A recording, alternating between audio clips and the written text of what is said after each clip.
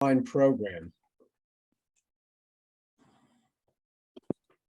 Today, we'll be talking about our Master's of Studies in Law program, which we call the MSL degree, and our graduate certificate programs in healthcare compliance, human resources law, and international business law and dispute resolution.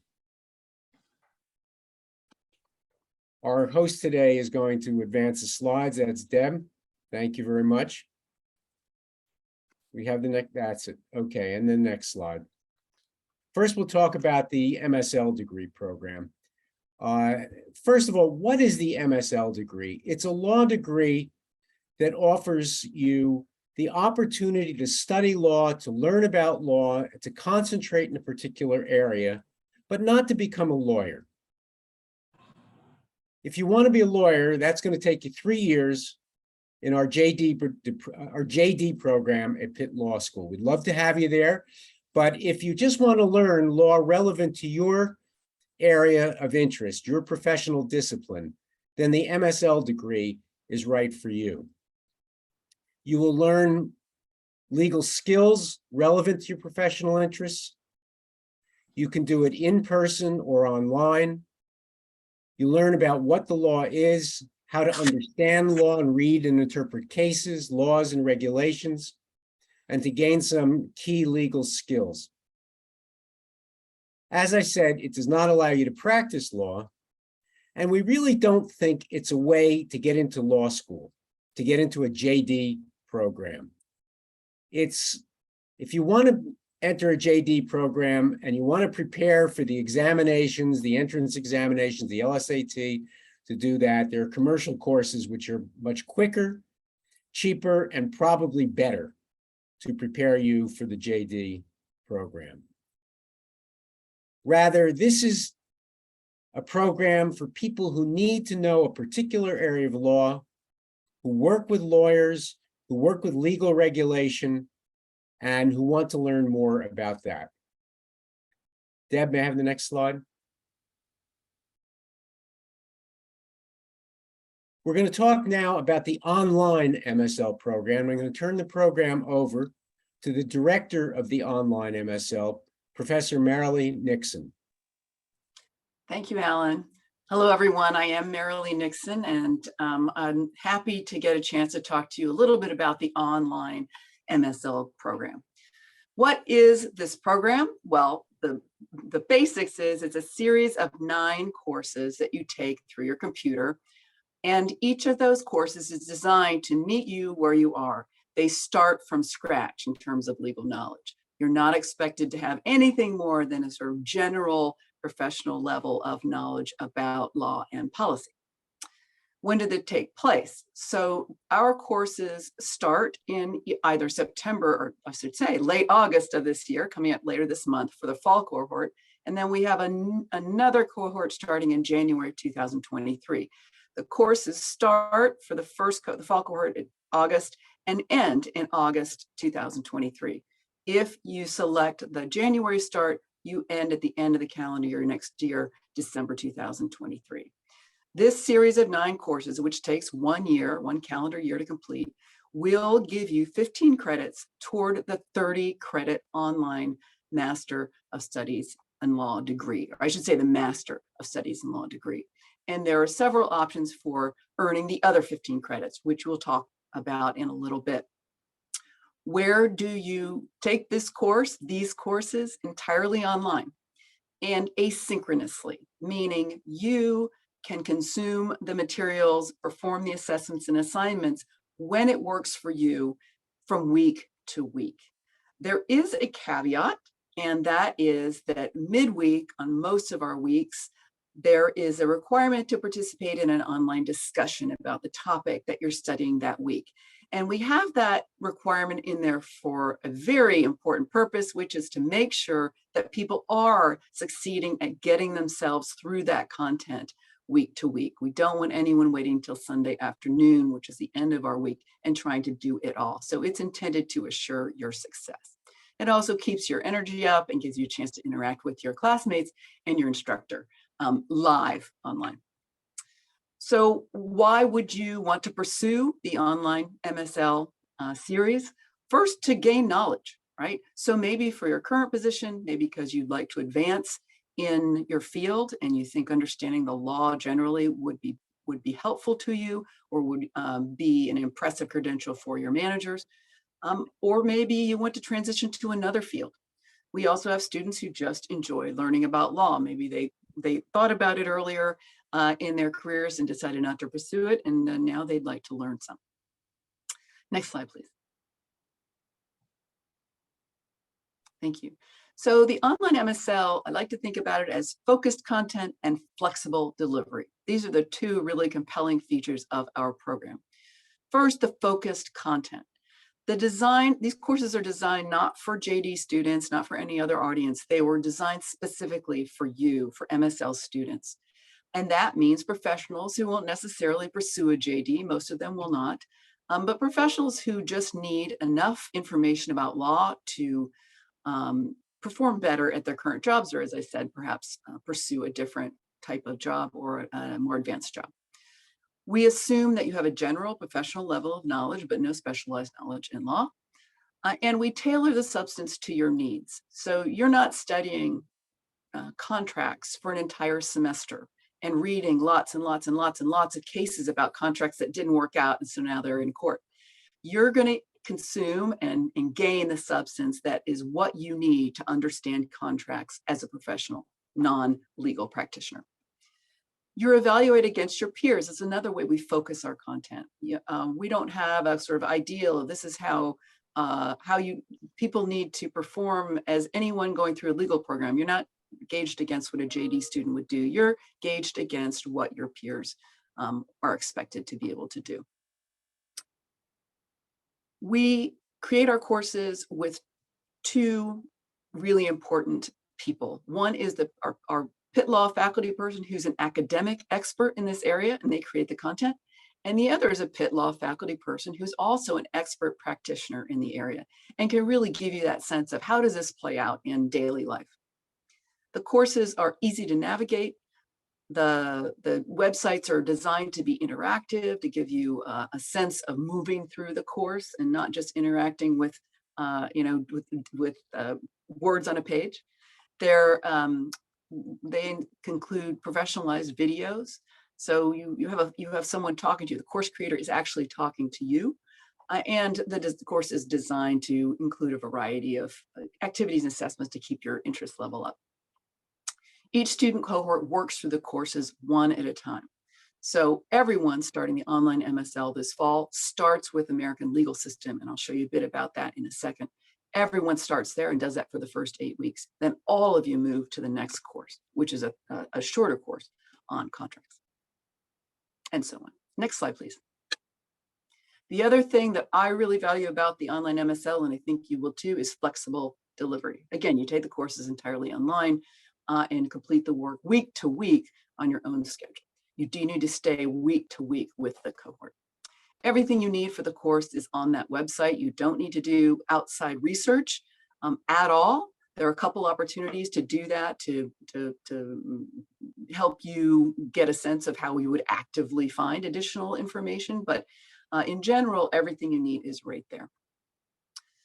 But the other thing about flexible delivery is you're not just interacting with a dead web page, right? You are going through your courses with your cohort of your peers and a live course instructor. We've got quote marks around that because your course instructor is, of course, not live with you in the room, but they are there and available to you throughout the course. How are they available to you? First, you can ask the course instructor questions in real time, and they will answer them in real time. The course instructor reviews your work and gives you targeted, detailed feedback on each piece of work that you do, whether that's a discussion post or a quiz. You will engage in online discussions and projects with both your classmates and the instructor participating. So you will have those kinds of interactions with your instructor every week. And then instructors hold regular office hours. So it's just like in-person instruction. They'll hold office hours every week at a time that works best for many students in the course. And if that time is not ideal for you, or if you want more time with that person, they are very happy to meet with you individually over Zoom or the phone or email with you, whatever you need to get the instructional help you want. Next slide, please. This is the calendar of courses in our one-year series. I'll just give you a second to look at that. This shows the fall term cohort.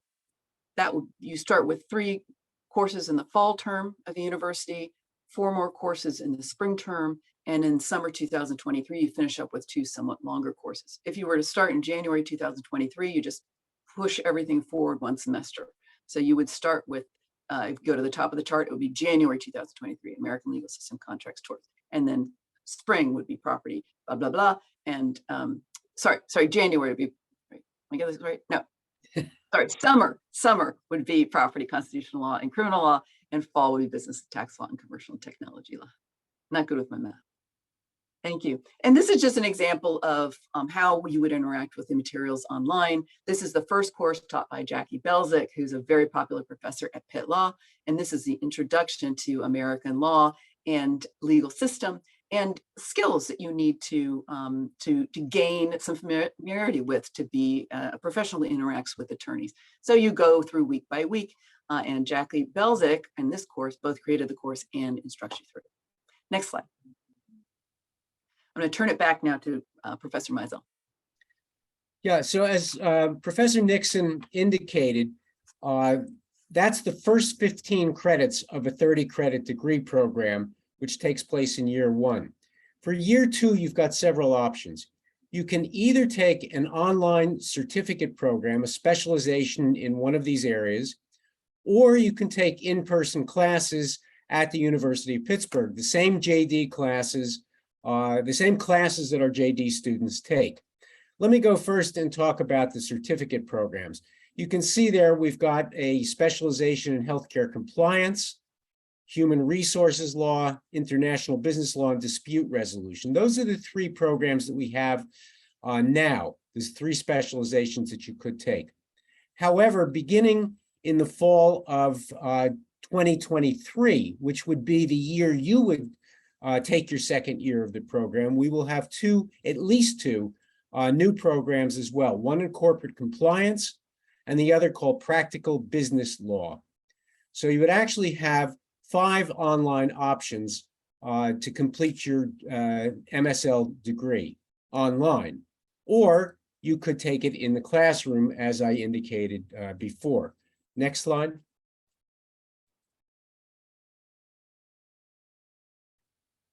Here we have information on the tuition costs.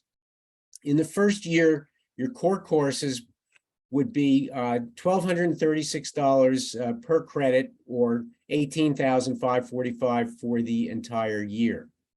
Tuition is payable 3 times a year.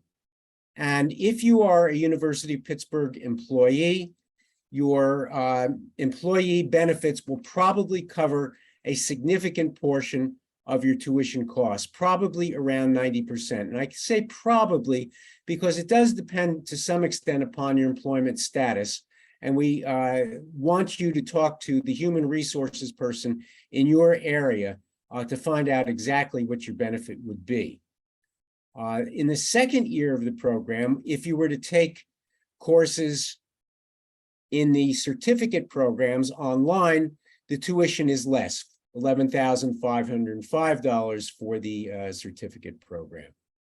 I have to add a certain amount of more money on for the books. We say $350, but that's really a maximum. It varies a bit from program to program. For the core MSL, it is $350. And Pitt tacks on a $100 technology fee every semester. Federal loans are available for the MSL courses. They are not currently available for the second year online certificate courses. We hope to have that changed in the future, but we don't at this time have authorization to do that. May I have the next slide? I'm now going to turn to the certificate programs. And before I actually introduce the particular programs, let me stop and explain. The certificate programs can be taken freestanding, 15 credits, you get the certificate.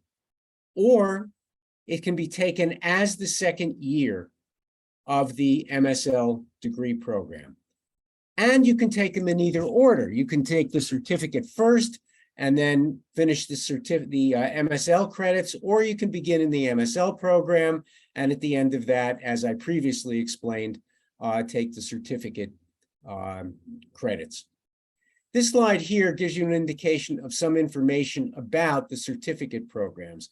They're designed, like the MSL program, for working professionals to gain knowledge in your particular area, to advance in your particular field.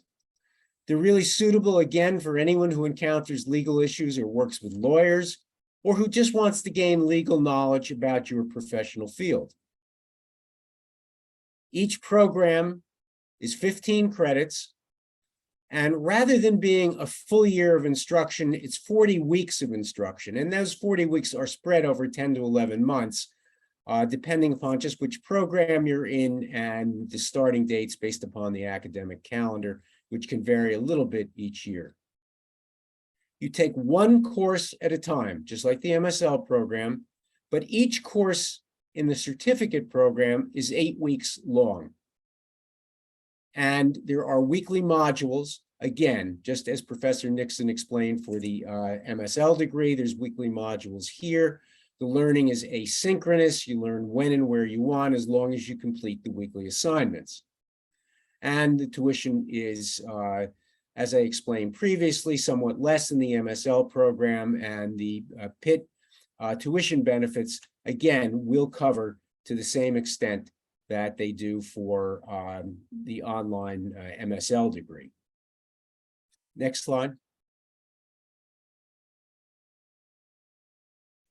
Okay, now I want to turn the program over to the directors of the particular certificate programs.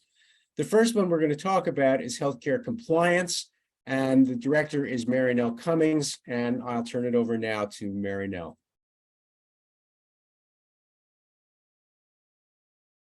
You're muted.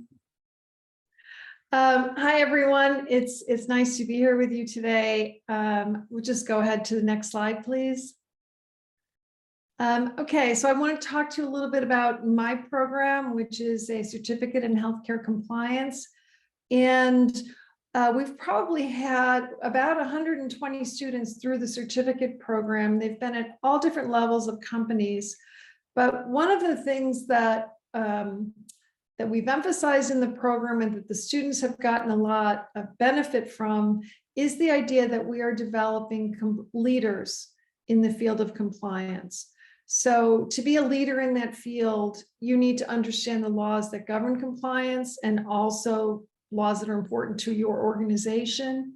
You have to know how to work with general counsel and also be independent from counsel.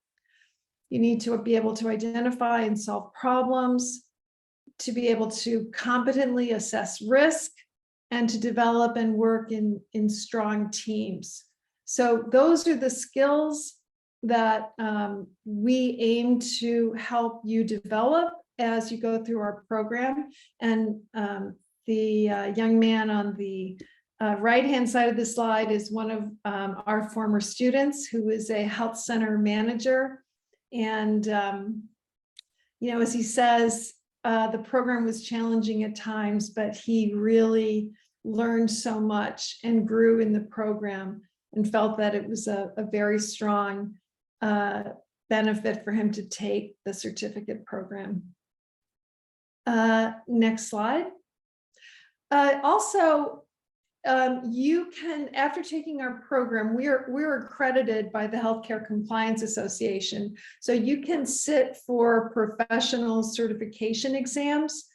Now, these are essentially, I think, a baseline to show employers that you know the compliance landscape, and you're competent to step into a compliance role. So these certifications are especially helpful if you're going into compliance, because normally you have to have at least a year's experience to sit for one of these exams. But if you have our certificate, you can sit for the exam without the year's experience. So it's a good option for those who are looking to get into compliance to get certified. Okay, next slide. I want to talk just a little bit about my curriculum. We start, there's 5 courses, as Professor Msl said. We start, and they go back to back. We start with an introduction to the legal system for healthcare and compliance. And there we'll talk about contracts, torts, administrative law, antitrust law, and just sort of all of the kinds of laws that an organization needs, that a leader in an organization needs to have a handle on. From there, the next course is specific to compliance, and you learn all of the basic compliance laws that companies have to, that healthcare organizations need to comply with. Then we kind of take a pause and explore professional judgment and ethics, which is about setting and operationalizing standards, setting a tone for a company, and organizational leadership. Then you'll actually develop a compliance program and present it in the effective program development course. And then lastly, in the final course, selected applications and compliance, you'll select 3 short seminars to sort of do a deeper dive in an area of compliance that you may find interesting, like research or privacy or hospitals and provider networks. So you do those seminars, and you also do a final paper. Next slide. And then I just want to close by saying a little bit about our faculty. We're very, very, very proud of our faculty. We have, you'll be taught by professors at Pitt School of Law and the Graduate School of Public Health. Some of our experts include a national expert in HIPAA, a former regulator with the Centers for Medicare and Medicaid Services, health system compliance officers, and then senior counsel from FDA, and then some senior leaders from major health systems. So the faculty are, they're great to get to know, great to have an opportunity to work with. So they're a good part, they're a big part of our program. And that's it. Thank you, So- Professor Cummings. I'm now going to turn the program over to Professor Jay Hornak, who's going to talk about our program in human resources law.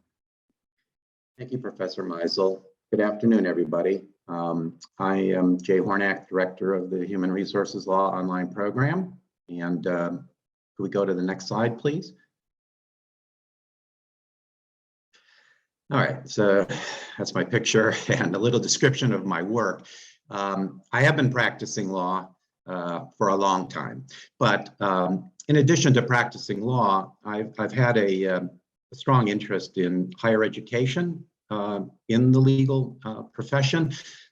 I've been an adjunct professor of law both at the undergraduate and graduate level for over 30 years, going back to the 1990s.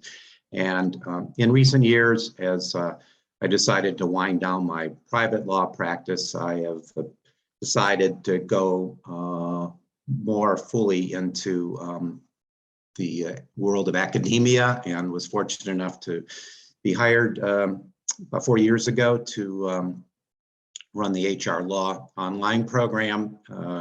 This will be our 4th year of cohort. We've had over 70 students in the first 3 years of our program, and I think it's been quite successful. Next slide, please.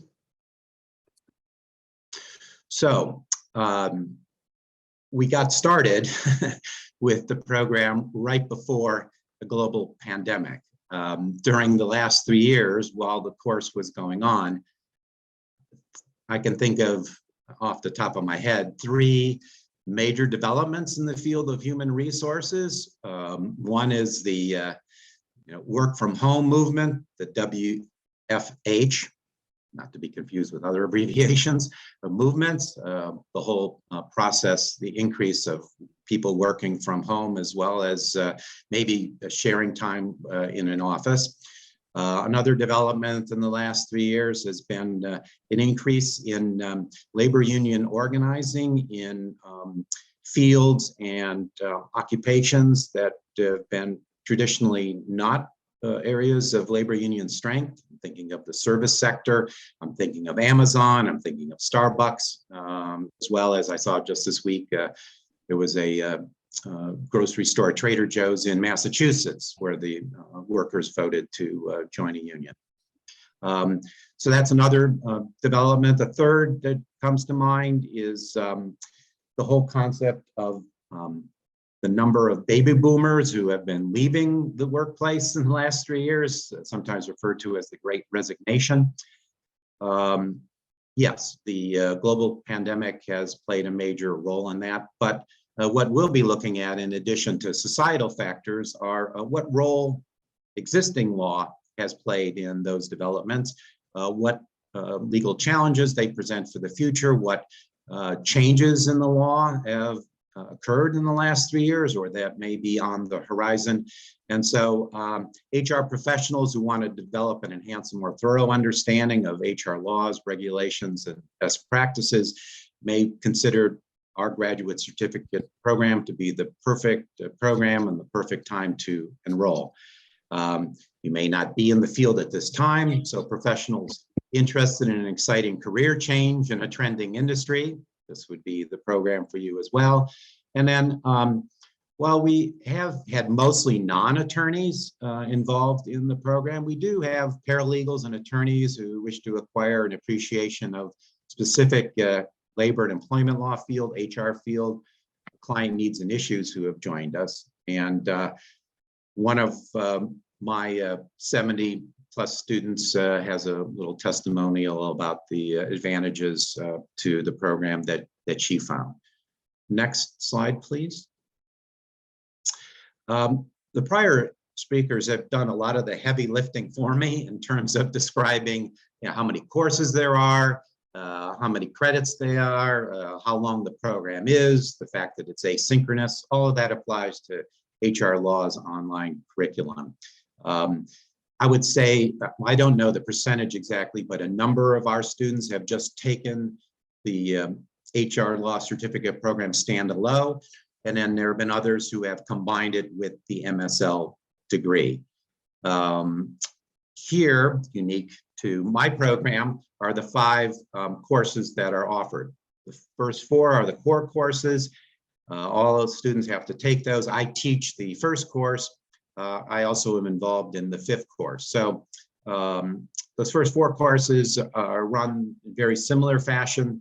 It's the way that Professor Cummings described the healthcare compliance program. And similar to healthcare compliance, the 5th course, Selected Topics in Human Resources Law, offers students an option to select from 4 seminars. You choose 2 to take during the 8-week 5th course. And then there's a capstone paper, which students choose a topic on and then complete by week 8 in order to hopefully successfully graduate. Next slide, please. And here's the faculty that teaches these 5 courses. They include some members of the Pitt Law faculty that teach JD students. There are practicing attorneys who have both experience representing employers and employees in their private practices. And there are also instructors and professors who have practiced both at private law firms, small and large, as well as who work in-house at national and international corporations. We're looking forward to the start of a 4th fall to summer cohort at the end of August 2022, and we will also be offering for the first time an option to take the 10-month program starting in January of 2023. Thank you. Thank you, Professor Hornak. I'm now going to turn the program over to our last speaker, Professor Max Lawn, to talk about the International Business Law and Dispute Resolution Certificate Program. Thank you very much, Professor Msl. That's a nice picture of me. I spent 30 plus years as a corporate lawyer, building on the work that has been done on the healthcare compliance and the HR certificate courses. We're working on developing, we've developed a program in international business law and dispute resolution. Next slide, please.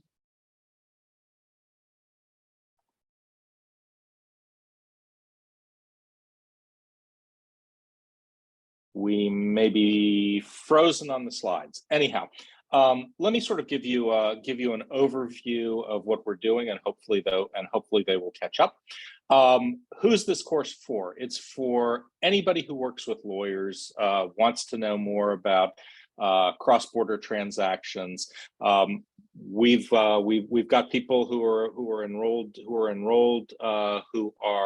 who hold international who are international law grads, so they have a foreign law degree and are looking to pick up a U.S. credential.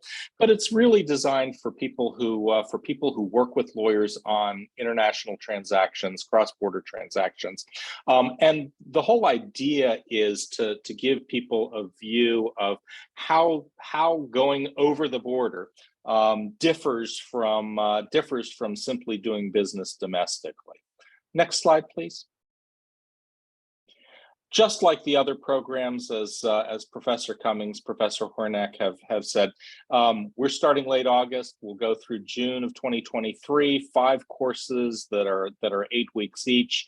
2 in the fall semester, 2 in the spring semester, 1 in the summer semester. I'll go over what those courses are in a minute. Again, as with all the certificate programs, it's 100% online and asynchronous, meaning you get to do it at your own pace. You do it when and where it works best for you. As with the other programs, there are going to be assignments that are required. So in the course of each week, you're going to have assignments that you have to complete, some of which have sort of a midweek deadline. We want to make sure that you're keeping up and doing it and not saving everything for one last all-nighter. So, but the work is very accomplishable in the course of a week. Next slide, please. So what do we have as our curriculum? We have here are the 5 courses. The first is an intro to U.S. international business law. I'm teaching that. Second course is going to be commercial aspects of cross-border transactions. Bit more of a deep dive into how businesses do things across borders, focusing on some of the risk areas that you wind up spending your time on, both as a lawyer and as a business person, thinking about how it is you take your business international. Third course is on specialty areas. Even those of us who are experienced international lawyers leave things like intellectual property, tax, trade compliance, and to a lesser extent risk management to the experts. Those are areas where there are very specific, sometimes arcane, sometimes complicated rules, and you want to make sure you get them right. In the international transactions space, we always laugh that the tax tail wags the dog. So you wind up structuring your transactions in a lot of cases in order to achieve the best possible tax results, because that helps your fiscal results. The fourth course is on cross-border dispute resolution. We're going to talk a little bit about litigation, what happens, how it is you resolve a dispute you have with one of your counterparties who's on the other side of the border or of the ocean or of the world. There's litigation, there's negotiation, mediation, arbitration. Those are all different ways that you can resolve disputes, and we'll talk a lot about how you get into one, how you choose one, what makes the most sense. Finally, as with Professor Cummings and Professor Hornak's courses, we have a special topics seminar that winds up the class. We'll look at case studies and look at the the pitfalls that you can run into in doing cross-border transactions. We may do Middle East one year, we may do Asia another year, we may do Africa. We're going to look for things that are of most interest to the students, and use some transactions as a way to illustrate what went right, what went wrong. So that's sort of our curriculum. Next slide, please. Well, thank you, Professor Law, and I'm going to take over from here and finish up the program briefly. Here you have information on the costs of the certificate programs, which we previously covered to some extent. And here's the specific information on books. Each program has a slightly different cost for the books. Next slide.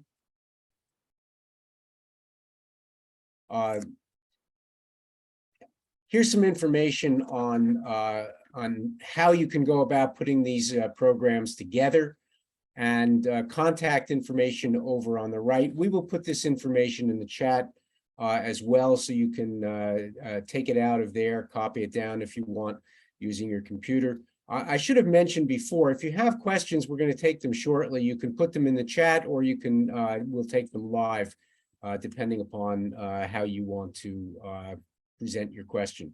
And I think we're ready for that. Well, here's some information about admissions deadlines. The deadline for applications is August 15th, coming up very soon. That's for the fall courses. We haven't established the deadline yet for the courses beginning in the spring, but that should be probably towards the end of this year, sometime in December or even January, depending upon exactly when we start. Maybe this is a good time to mention again that all of our programs, with the exception of the international law program, have both fall and spring starts. The international law just has a fall start this year.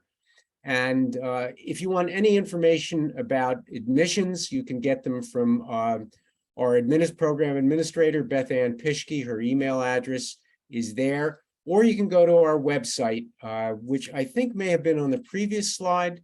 Deb, if you can pull that back up or put it in the chat.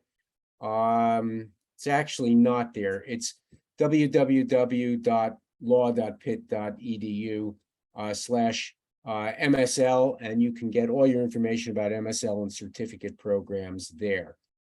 Well, I'm ready to take questions, and all of us are going to take questions if you have them directed to us in particular. So go ahead, either put them in the chat, or if you'd like to just unmute yourself and ask a question, go right ahead. Okay, I have a question. So I understand that this is not a JD program, but can the credits of this course be used to the JD program or the transfer? Very good question. Unfortunately, the answer is no. The American Bar Association, which accredits JD programs in all law schools across the country, does not permit any credits earned before you enter into a JD program to be applied to the JD program. So you can't apply our credits to any JD program, either ours or another law schools, nor if you take a certificate at another law school could you apply the credits towards a JD program. Sorry about that. I know it's difficult, but that's the way it is. Good question. Other questions? Looks like there's something in the, maybe that's information that Deb's put in the chat. I have a question. Can Sure. you hear me? This is Michelle Hamilton. So I unfortunately just spent, I have master's degrees I don't even use, but I'm actually in healthcare compliance now. That's actually my job, but I'm looking to move up into leadership. And that's why I became interested when I came across this program. So whether it's the overall MSL or maybe the healthcare compliance, I think it was Mary, that maybe you can speak to it a little bit, but I just spent a year and a half wasting my time going to CTU, doing their healthcare compliance program. And obviously it's not University of Pittsburgh, so the name is going to be way better at University of Pittsburgh, not to put down a different college. But can you speak a little bit to beyond the capstone project, paper, which I saw? Can you just speak a little bit about the program, like what kind of what the assignments are about, like what to expect in the program, you know, versus what I did at CTU. Just, you know, what is the program like? Okay. And we can also talk offline. In fact, I would encourage you to email me. And we'll send you the slides, I think. But I'll put my email in the chat either way. So there's a lot of work. There's a lot of work. There's a lot of reading. We take things right from the headlines, but we also require you to navigate the regulations, the guidances, and the laws themselves. We have pretty significant discussion questions. And then when you're in the discussion board, you'll have co-students who are lawyers, clinicians, healthcare compliance people, people from IT, people who are interested in getting into compliance. So lots of different perspectives, which is really helpful.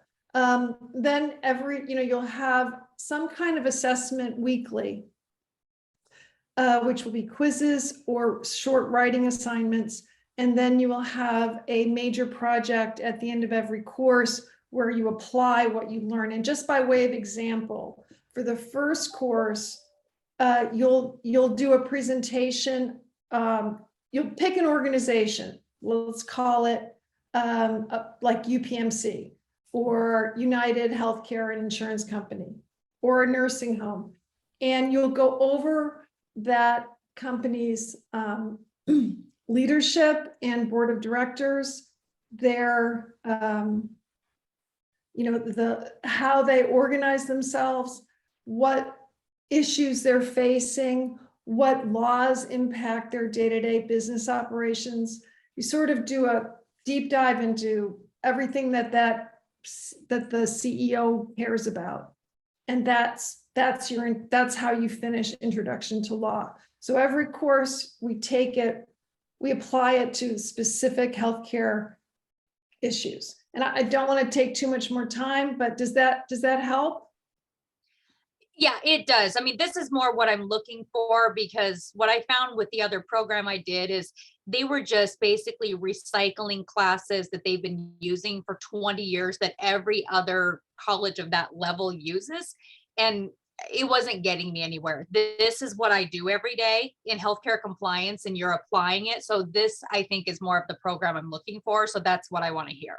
I put Professor Cummings' email address in the chat. I got it. You can Perfect. get it there. Okay, Got great. Are there other questions from others about other programs or this program?